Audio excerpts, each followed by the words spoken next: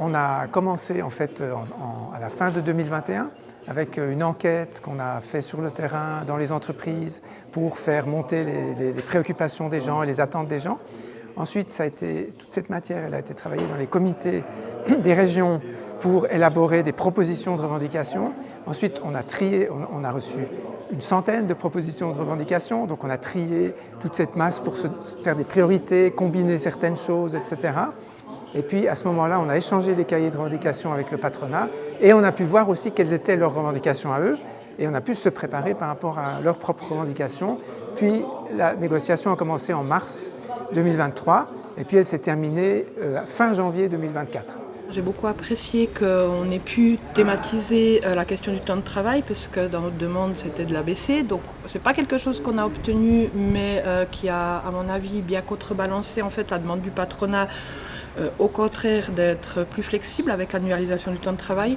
Et puis au niveau du temps, l'augmentation des congés paternité, des congés maternité, et puis la facilitation du temps partiel, une meilleure protection des délégués syndicaux, parce qu'ils font un gros travail et puis on est quand même souvent un petit peu pris à partie par les entreprises. Donc voilà, je pense que ça c'est des bons progrès qu'on a fait.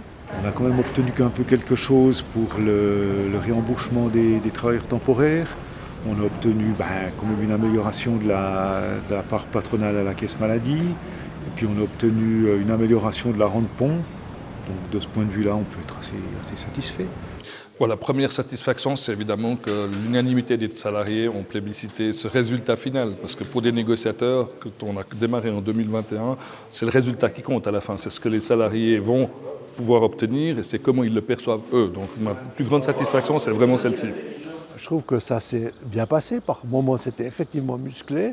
Il y a eu des moments où on s'est dit qu'est-ce qui va se passer, est-ce que tout le monde va se lever puis se casser? Puis finalement pas, on a trouvé un terrain d'entente. J'oserais dire comme chaque fois, finalement.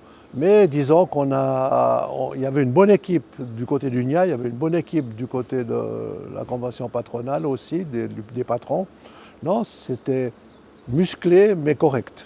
On va revenir avec une revendication de réduction du temps de travail. Ça, c'est au moins sûr. Le reste, je ne m'avance pas trop, c'est encore loin, c'est en 2029.